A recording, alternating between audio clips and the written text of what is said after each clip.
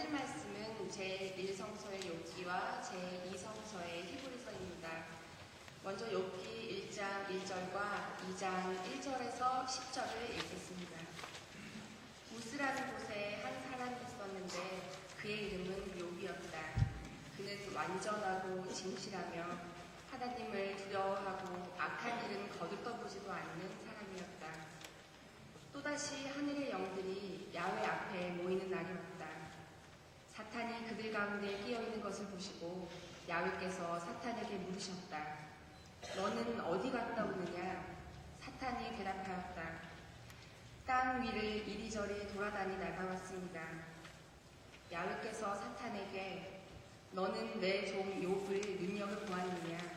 그만큼 온전하고 진실하며 하나님을 두려워하고 악한 일은 거들떠보지도 않는 사람은 땅 위에 다시 없다. 그는 여전하지 않느냐? 내가 나를 충동하여 그를 없애려고 했지만 다 헛일이었다. 그러자 사탄이 대답하여 아뢰었다. 가죽으로 가죽을 바꿉니다. 사람이란 제 목숨 하나 건지기 위해 내놓지 못할 것이 없는 법입니다. 이제 손을 들어 그의 뼈와 살을 쳐보십시오. 제가 보장합니다. 그는 반드시 당신께 면전에서 욕을 할 것입니다. 야훼께서 사탄에게 이르셨다. 좋다. 이제 내가 그를 내 손에 붙인다. 그러나 그의 목숨만은 건들지 마라. 사탄은 야훼 앞에서 물러나오는 길로 곧 욥을 쳐 발바닥에서 정수리까지 심한 부스럼이 나게 하였다. 욥은 잿더미에 앉아서 토기 조각으로 몸을 긁었다. 그의 아내가 그에게 말하였다. 당신은 아직도 요지부동이군요. 하느님을 욕하고 죽으시오. 그러나 욥은 이렇게 대답하였다. 당신조차 미련한 여인처럼 말하다니 우리가 하나님에게서 좋은 것을 받았는데 나쁜 것이라고 하여 어찌 거절할 수 있단 말이오. 이렇게 욥은 이 모든 일을 당하여도 입술로 죄를 짓지 않았다. 이어서 히브리서 2장 9절에서 12절 말씀 읽겠습니다. 우리가 알다시피 예수께서는 죽음의 고통을 당하심으로써 잠시 동안 천사들보다 못하게 되셨다가 마침내 영광과 영예관을 쓰셨습니다. 이렇게 예수께서 모든 사람들을 위하여 죽음의 고통을 겪으신 것은 하나님의 은총의 소지입니다. 하나님은 만물을 창조하신 분이고 만물은 그분을 위해서 있었습니다. 그러므로 하나님께서 당신의 많은 자녀들이 영광과 참여할 수 있도록 그들을 구원의 창시자로 하여금 고난을 겪게 해서 완전하게 하신다는 것은 당연한 일이었습니다. 사람은 거룩하게 해주시는 분과 거룩하게 된 사람들은 모두 같은 근원에서 나왔습니다. 그래서 예수께서는 거리낌 없이 그들을 형제라고 부르시고 이렇게 말씀하셨습니다. 내가 당신의 이름으로 내 형제들에게 선포하며 회중 가운데에서 당신을 찬미하겠습니다. 함께 히브리서 2장 11절과 12절 말씀을 읽겠습니다. 사람을 거룩하게 해주시는 분과 거룩하게 된 사람들은 모두 같은 근원에서 나왔습니다. 그래서 예수께서는 거리낌 없이 그들을 형제라고 부르시고 이렇게 말씀하셨습니다. 내가 당신의 이름을 내 형제들에게 선포하며 회중 가운데서 당신을 찬미하겠습니다. 이 말씀으로 귀한 깨달음과 결단이 있으시길 바랍니다.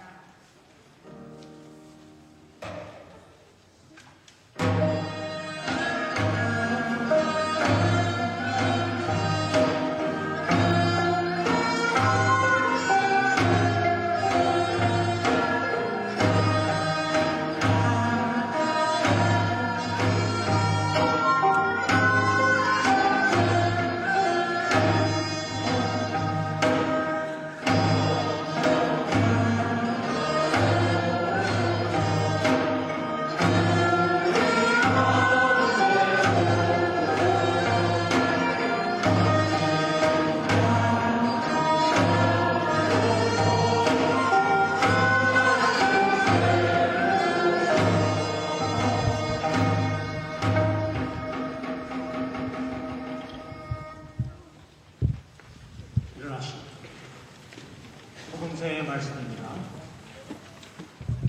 사람들이 어린이들을 예수께 데리고 와서 손을 얹어 축복해 주시기를 청하자 제자들이 그들을 나무랐다. 그러나 예수께서는 화를 내시며 어린이들이 나에게 오는 것을 막지 말고 그대로 두어라. 하느님의 나라는 이런 어린이와 같은 사람들의 것이다. 나는 분명히 말한다. 누구든지 어린이와 같이 순진한 마음으로 하나님 나라를 받아들이지 않으면 결코 거기 들어가지 못할 것이다. 하고 말씀하셨다. 그리고 어린이들을 안으시고 머리 위에 손을 얹어 축복해 주셨다. 이는 주님의 말씀입니다.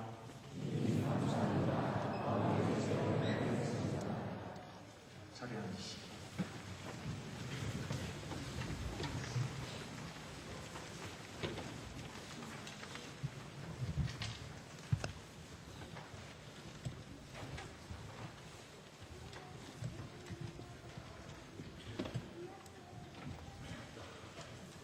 네, 오늘은 형님교회 예배 순서에 따라서 진행되고 있고, 오늘 형님교회에서 세 분의 교우들이 함께 하늘 말씀을 나누도록 하겠습니다. 먼저 어린이들을 위해서 우리 차민호 전도사님께서 말씀을 전해주시고, 이어서 청소년들과 청년들을 대표해서 가을 푸르니, 그리고 이어서 제가 하늘 말씀을 전하겠습니다. 하나님의 그 시간 중에 함께 하시기를 바랍니다.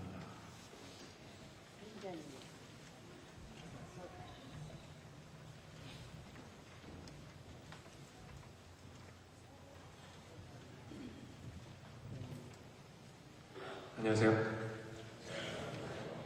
한교에서 어린이들과 함께하고 있는 차민호 전도사입니다. 먼저 오늘 어린이 여러분들과 나눌 성서 말씀을 읽고 시작할게요. 내가 너희를 사랑한 것처럼 너희도 서로 사랑하여라. 이것이 나의 계명이다. 친구를 위하여 자기 목숨을 바치는 것보다 더 큰 사랑은 없다. 내가 명하는 것을 지키면 너희는 나의 친구가 된다. 요한복음 15장 12절에서 14절 말씀입니다.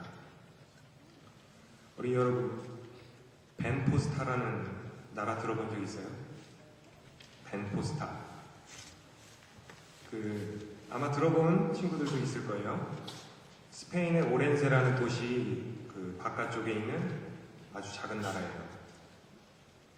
저는 한 1997년 아마 중학교 3학년쯤에 이 나라를 처음 들어봤어요.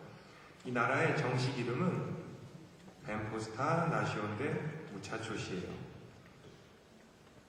벤포스타는 포도 농장의 이름이었는데 우리말로 하면 위치가 좋다 정도의 뜻이고, 나시온데 무차초시는 어린이나라 정도의 뜻이에요. 그러니까 이 나라 이름은 좋은 곳에 있는 어린이나라 정도가 되겠네요. 이름 참 재밌죠? 이 나라는 말 그대로 어린이나라였어요. 한 신부님이 엄마 아빠가 없는 어린이들을 약간 불쌍하게 생각해서 그들과 함께 60년 전에 이 나라를 만들었어요. 가난한 사람이 없는 나라를 만들자. 그러기 위해서는 또 새로운 사람을 만들어보자. 이런 뜻으로 나라를 만들었어요. 처음엔 국민이 몇 명 없었어요. 근데 나중에는 100명 정도의 어린이들과 한 40명 정도의 어른이 살았어요. 이 나라의 모든 건 어린이가 중심이 돼서 어른들과 함께 토론하고 선거를 해서 결정했어요. 나라의 장관, 시장, 대통령 이런 거를 어린이하고 청소년이 했어요. 12살 장관, 17살 대통령 이런 거였죠. 여러분과 같은 어린이들은 아침에 학교를 가서 자기가 원하는 수업을 듣고 낮에는 원하는 일이나 봉사활동을 했어요. 한 15살쯤 되면 큰 모험이라는 거를 결정해서 하게 되는데, 가령 감옥 1년, 노숙인 생활 1년, 빈민가 봉사 1년 이런 거를 선택해서 하게 됐어요. 다들 즐겁게 했죠. 이런 경험을 통해서는 나하고 전혀 상관이 없어 보이는 사람들의 삶을 이해하게 되는 거죠. 되게 신기하죠? 이 나라는 주로 서커스를 해서 돈을 벌었어요. 모든 국민이 서커스를 연습했어요. 어린이들은 더 빨리 서커스 단원이 되고 싶어서 열심히 또 신나게 연습을 했죠. 서커스 단원이 되면 이 나라 저 나라를 돌면서 공연을 하고 그 돈으로 나라를 운영했어요. 서커스는 굉장히 위험한 동작이 많죠. 그래서 함께하는 사람들을 완전히 믿어야 해요. 서커스 연습 온 국민이 열심히 하다 보니까 자연스럽게 모든 국민이 어린이 할 거 없이 서로를 굳게 믿는 친구가 되었어요. 이렇게 벤포스타라는 나라는 하느님 나라하고 가장 가까운 나라였어요. 모두가 친구인 나라. 그게 하느님 나라죠. 근데 이렇게 신나던 나라가 지금은 거의 사람이 살지 않는 잊혀지고 버려진 나라가 되었어요. 어린이와 더 이상 친구를 하지 않으려는 어른들이 많아졌거든요. 안타깝게도 그래서 나라는 망가졌어요. 무언가 잃어버렸거든요. 이 이야기를 하는 것은 이유가 있어요. 오늘은 세계 성만찬 주일이라고 아까 목사님이 말씀하셨죠. 옛날에 여러 갈래의 그리스도교 어른들이 이래서는 안 되겠다. 매일 서로 잘났다고 싸우기나 하고 창피하다. 뭔가 해야겠다고 생각해서 만든 날이에요. 같은 날에 같은 음식을 각자의 교회에서 나누면서 예수님 안에서 모두가 하나라는 것을 생각하고 다짐하는 날이에요. 사람은 누구하고 음식을 나누어 먹는지가 그 사람을 설명해요. 함께 음식을 나누어 먹는다는 것은 가까운 사이라는 말이죠. 그럼 오늘은 세계 많은 그리스도인이 친구가 되어서 같은 음식을 나누어 먹는 날이네요. 어린이 여러분들도 성찬 혹은 성만찬 이런 거를 교회에서 해본 적이 있을 거예요. 성찬을 할 때 목사님들은 알쏭달쏭한 말을 해요. 포도주를 예수님의 피라고 하고 떡을 예수님의 살이라고 하죠. 예수님이 사람들과 마지막 음식을 나누어 먹을 때 하신 말씀이에요. 그 말 뜻은 예수님이 자기의 살과 피, 그러니까 목숨을 선물로 우리에게 주셨다는 말이에요. 조금 전에 읽은 요한복음 말씀에서 예수님은 서로 사랑하라고 명령하셨어요. 또 친구를 위해서 목숨을 바치는 게 가장 큰 사랑이라고 하셨네요. 목숨을 바칠 수 있을 정도로 사랑하라는 말씀이에요. 좀 무겁고 무섭게 느껴지기도 하네요. 사람은 사랑을 하면 할 수 있는 건 뭐든지 다 해주고 싶고 자기가 가진 걸 다 주고 싶어져요. 한마디로 자기를 전부 다 선물로 주고 싶어지죠. 예수님은 한 발 더 나아가셨어요. 예수님은 사랑 그 자체셨어요. 자기 주변에 있는 사람들을 너무 사랑해서 자기 목숨까지도 줄 수 있었죠. 여러분, 선물은 친구끼리만 할 수 있어요. 선생님이 한 학생에게만 먹을 걸 준다. 그게 선물인가요? 그런 거는 어른들 말로 편애라고 하죠. 또 한 학생만 선생님에게 무언가를 드린다면 그것도 선물은 아니에요. 뭔가를 기대하고 주는 거예요. 이런 건 선물이 아니죠. 진짜 선물은 사랑하는 사이, 친구끼리만 할 수 있어요. 친구의 마음은 태양 같은 거예요. 태양은 우리 주변의 모든 생명을 살게 하지만 정작 자기는 아무것도 가져가지 않아요. 예수님도 그랬죠. 자기 목숨을 바쳤지만 아무것도 사람들에게 받기를 바라시진 않았어요. 선물은 그런 거예요. 아까 오늘이 세계 성만찬 주일이라고 말했어요. 그리고 이날은 예수님이 자신을 선물로 준 걸 기억하는 날이고 모두가 예수님 안에서 친구가 되어 같은 음식을 나누어 먹는 날이라고 했어요. 이런 날이 있는 거는 아까 처음에 말한 햄포스타란 나라가 잃어버린 것 그리고 세상이 잃어버린 걸 찾기 위해서예요. 뭘까? 바로 평화예요. 평화란 건 조화롭게 사는 것, 쉽게 말해서 잘 어울려 사는 거라는 걸 말해요. 사람과 사람이 사귀고 잘 지내는 게 평화예요. 어른들은 잘 못하는데 여러분들은 잘하는 거. 바로 친구처럼 지내는 게 평화예요. 원시부족 이야기를 잠깐 해볼까요? 이미 저에게 들은 친구들도 있을 거예요. 사람들은 원시인이라고 하면 굉장히 수준이 낮은 사람들이고 매일 부족끼리 싸움이나 하는 줄 알아요. 근데 절대 아니에요. 원시부족들에겐 우리들이 잃어버린 평화란 게 있어요. 원시부족은 부족끼리 선물을 해요. 이게 평화를 지키도록 해주죠.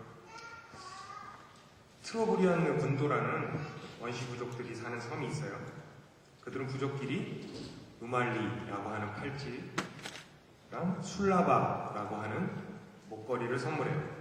어떻게 주냐 하면 A라는 부족이 B라는 부족에게 먼저 선물을 해요.